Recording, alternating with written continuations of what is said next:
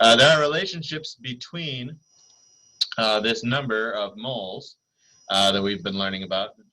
Again, similar to like dozen or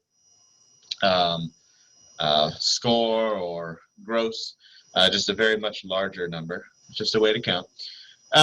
Relations between this number and how much stuff we have in other ways of measuring, the mass and the volume. And we looked at that a little bit in section 1, but we're going to look at it a bit more in section 2 here.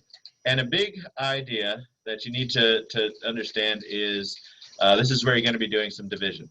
Okay, so if you don't have a handy calculator, you certainly do on your Chromebooks. Many websites will do calculations for you. It's just a matter of, you know, understanding the scenario, if it's a word problem, which they almost always are in chemistry, and then making sure that you do plug in the numbers correctly. You set up the equations correctly, and you plug them in. And this takes practice before it becomes smooth. So it will be maybe frustrating at times, but I promise you it will click, and then it will seem fairly simple. But I don't pretend that it'll start out seeming simple at first. Okay. But the intent is not to seem complicated. It's just that the world has these relationships, and we can learn a lot about our surroundings by these relationships. Thank you very much. Okay. All right. So now, calculating the moles of a substance in a given mass or volume. So it's like guessing how many pennies there are in a jar. How can you figure it out so that you're the winner without cheating? Of course, you could ask the person who filled up the jar if they bothered to count it. Maybe they didn't even. Of course, you could, you know, sneak in when nobody's looking and count them yourself, if it's worth it to you. How can you do it without cheating? Yes, Galen.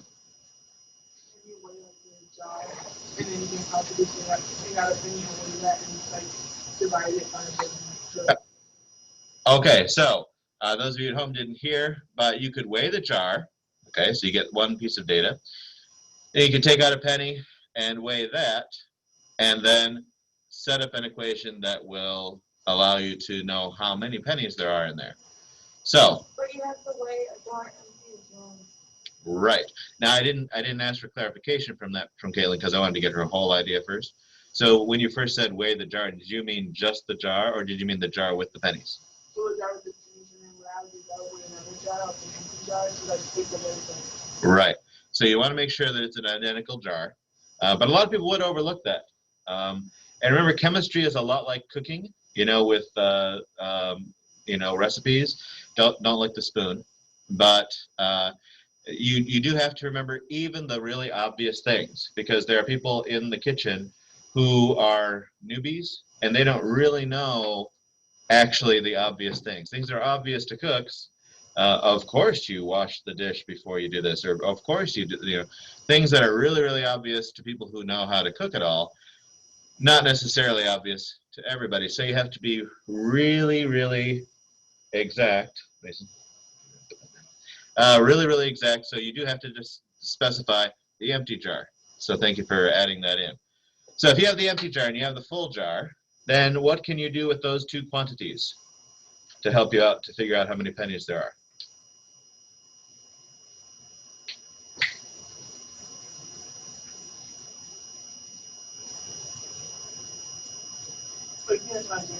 Sure. If I know how much the jar is, how much it weighs full, and how much it weighs empty, what can I do to figure out how many pennies there are? It'll get me a step closer down the road. Now, I did see your hand, but I'm also going to take a look at this chat comment here, I think. Except it's hidden. Too many windows. Okay.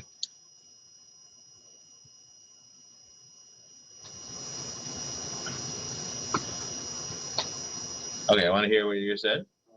You could weigh, like, I wouldn't do one, but I would do like 5 or 10 pennies. We'll get to that in just a moment. Okay, but I've got the weight of the full jar and the weight of the empty jar. What can I do? Yep. subtract the weight of the empty jar from the jar. Right, subtract the weight of the empty jar from the full jar. And everything else should just be pennies. Yes, I know that the pennies, when they're in there, push out some air. I don't think we have to worry about that. Air is very, very less dense than pennies are. Is that what you're going to say too, Caitlin? Yeah, just subtract them. And so that's what a student said here as well. Just subtract the weight of the empty jar from the weight of the full jar. Okay, you can't just subtract it from nothing. It has to be from the weight of the full jar. So, again, it may seem blindingly obvious to some of you, but it has to be said. You have to take the sort of the final minus the initial. So, initially it was empty. You fill it up, or somebody filled it up with pennies, and then you subtract the two. And of course, you want a positive number. So whatever gives you the positive number. And then now you were mentioning, Austin, about you don't want to weigh 1 penny, you want to do 5 or 10. Can you explain why that would be superior? I don't know. I feel like weighing one, I don't think they would weigh that much. So it's kind of hard to say. I don't know. Other thoughts about what Austin said, where you'd want to actually weigh like 5 or 10 pennies, and then do the math rather than weigh 1 penny? Or is that just a kind of waste of time? Well, I mean, pennies are smaller, so they may not weigh exactly. But maybe you could do that extra much, like, you know. Okay, so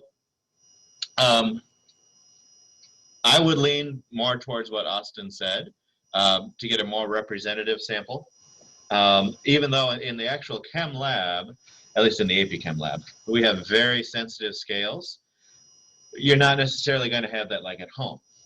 So, you know, at home, your kitchen scale may go to fractions of an ounce, but it may not, you know, have a decimal screen or anything like that. Why would you have that sort of a thing at home? So you'd want to have something where you get a big enough oomph, a big enough mass that the change actually means something. Because if it just goes a little tiny bit, you don't really know how much of a fraction that was. But if it goes a whole lot, then you have more precision, more of a real idea of how much the thing weighs. So 10, 20 even, until you get a number, depending on your instruments, until you get a number that, okay, it's clearly measuring it right. It's not 19. 19 shows a difference. 21 shows a difference, so I'll go with the 20. And then I'll use a proportion from there. Okay, so it won't be subtraction. It'll be a proportion from there. And then, again, however much mass to 20 pennies is to measured, you know, that difference math to, you know, X number. And of course, if I get when I do the multiplication, I'm bound to get some sort of a fraction. Then I just round. Okay, so let's see here. All right, now, we'll get to that answer in a little bit. But the same exact thing happens with these invisible things called atoms and molecules. And so we want to be able to go back and forth between the mass to the moles. And you might say, why do we want to do that? I don't really care how many particles I have. Well, when we do reactions, you will care. Because just the mass of things that's easily weighed in a lab, just the mass of these things is not going to be what determines what reaction happens or how much of it happens or what's going to be left over. What does determine that is how many particles you have. And again, we don't want to use huge numbers that are unwieldy, like 10 to the 23rd. You want to use something that is natural, like a mole, a half a mole, 3 moles. You want to do things in scales that are human, okay? Somewhere near whole numbers, not trillions of numbers. So, what's the molar mass of oxygen? And we went over this in section 1. So, let's say we're talking about molecular oxygen. We're not talking about ozone way up in the atmosphere, way up high, blocking the UV rays from us, except over Antarctica. Sorry, penguins.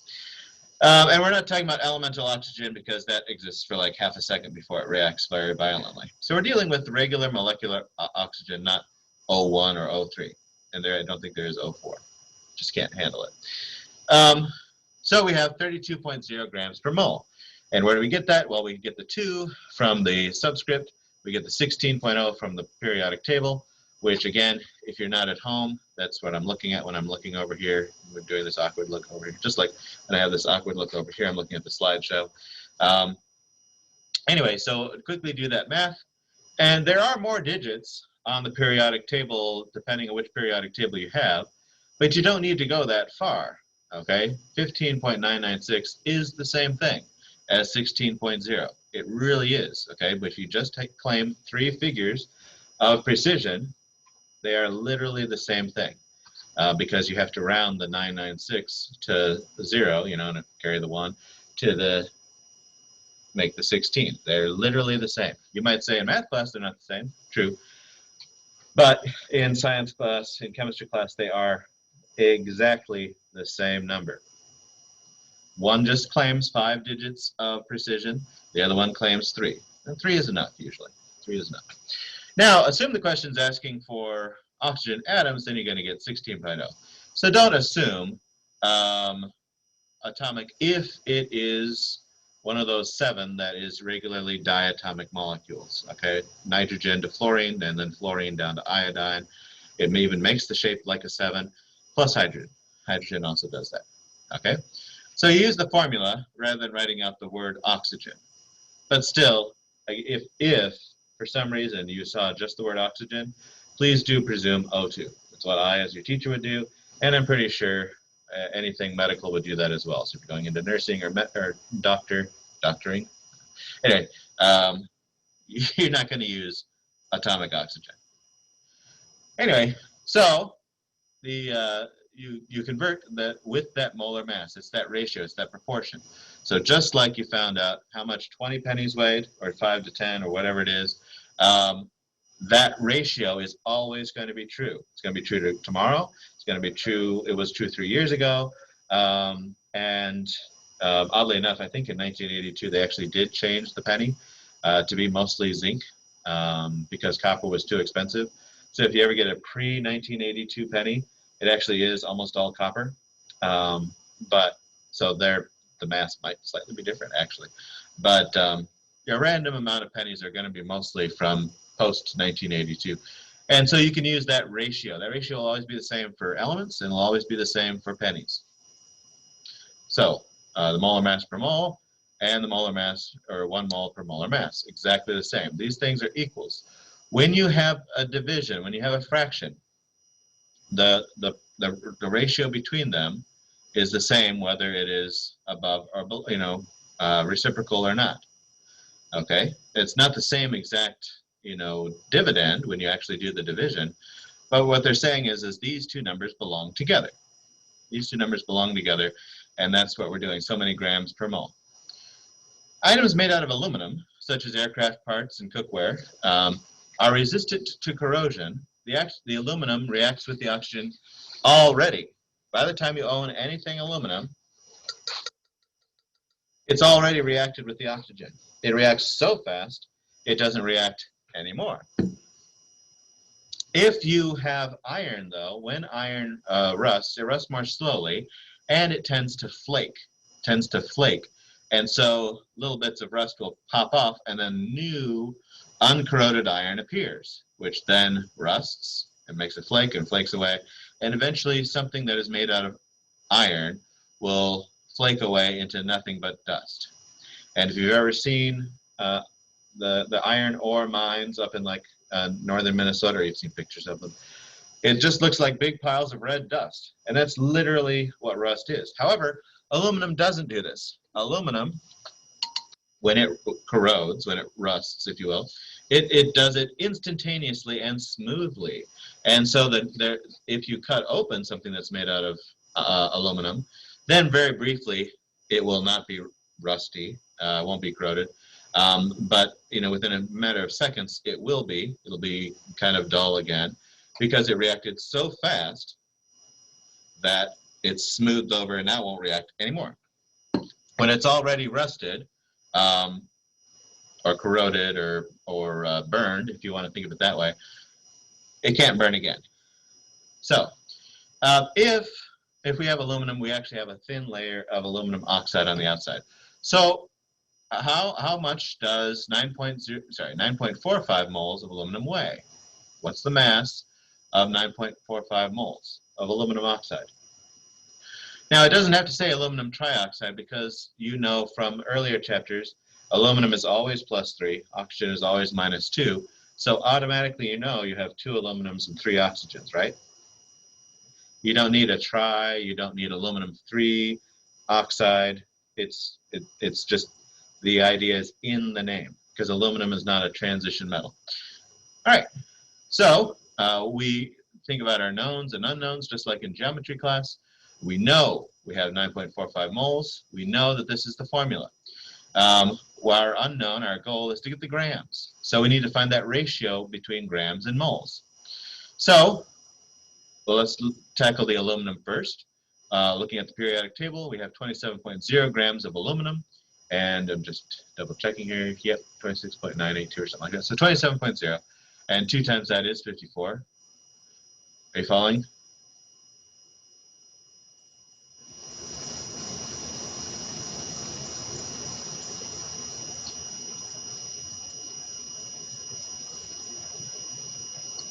Might have lost everybody at home. Okay, well. And then, of course, oxygen is 16. You'll use this so much that you'll memorize oxygen is 16. I've made the point many times, 8 is great, but 16 is the mass now, atomic mass. So 3 times 16 is going to be 48. So you're going to want to add these two together. So the mass that comes from the aluminum is 54. The mass that comes from the oxygen is 48. Bada bing, bada boom, and it's 102. Notice how we went from 3 and 3 digits to 4, because when you add, then you pay attention to the columns of the numbers. And I really wish that they had written this vertically, but whatever. And so if for some reason I had 54.01 grams of aluminum and 48.0 grams of oxygen, that last one I would just completely ignore because I don't have that level of precision with the oxygen. So I can't claim that here, but I can claim a 0 in this column because I had 0 and 0 in the 1ths column. Tenths column. I know 1ths column. Now I've got this ratio. This ratio will always be true. You don't have to memorize it, but it will always be true. So the rust of aluminum is Al2O3. It just always will be. The mass will always be 102 grams per mole. Okay? So now I know that my initial moles are 9.45. Okay, now that's not always going to be true. I guess I can shrink that back down again. Recenter that. All right. Do the math. Plug it in the calculator. This is where I really need to do the math. I could do mental math before to get my 54 and my 48 and add them together to get 102. But this multiplication, I'm not going to do that in my head. So I either pull out my calculator or my phone calculator or my computer calculator, and I get 964 grams of aluminum oxide, which is almost a kilogram, which is about 2 pounds. It's about 2 pounds worth of aluminum oxide. That's way more aluminum oxide than you'd have like with an aluminum bottle, because most of the aluminum bottle, the aluminum is not corroded. It's just the very outside edge. And once that's done on there, then it's gotten protected, and you're in good shape. Okay. So you have about 10, just to double check. Each mass is about 100 grams, so 10 times 100 is 1,000. So yeah, it makes sense, the answer. It might be wrong by a little bit if I typed it in wrong, but at least it makes sense. Okay, now we have rust. This is stuff you don't want. Okay, we do want that aluminum oxide corrosion on anything made out of aluminum.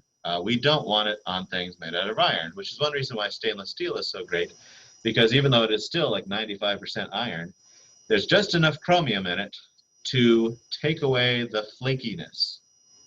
Take away the flakiness when it does get in contact with the oxygen of the air or from the water it may be in or something. So there's stainless steel doesn't rust if it's made well because that chromium kind of, it allows the oxygen to kind of you know, as it's trying to grab electrons, it'll attack the chromium first, and it just won't succeed. So, okay, rust is iron 3. Now you could have iron 2 oxide, but that's not what rust is. So you just let nature take its course, and oxygen will take as many electrons away from iron as possible. So it'll be 3 positive. So if I have 92.2 grams of this, same thing. I got my known and my unknown. Yes, Mr. Harris? No problem. Yeah. I again use my molar masses from up there. Again, now this multiplication is not quite so straightforward. I might want to use a calculator on it. I might not. And then same thing, 48 grams of oxygen as before.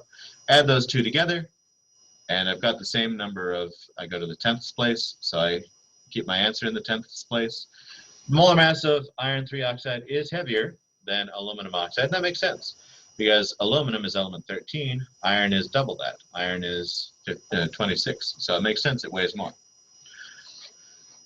So that's my ratio. That will always be true. This number will always be what you want for iron, for rust. It doesn't mean you need to memorize it, but you can easily figure it out. You get that ratio, and you get, if you have 92 grams, which doesn't sound like much, you know, it's 1/5 of a pound, but in the lab, actually, it's quite a lot.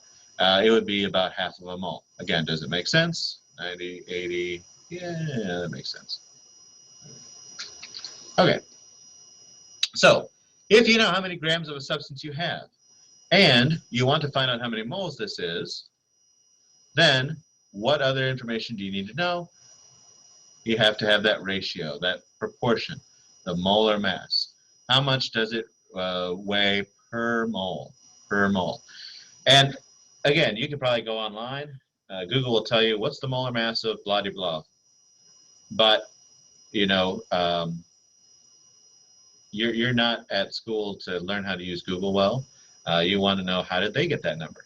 And that is a process that is very reasonable.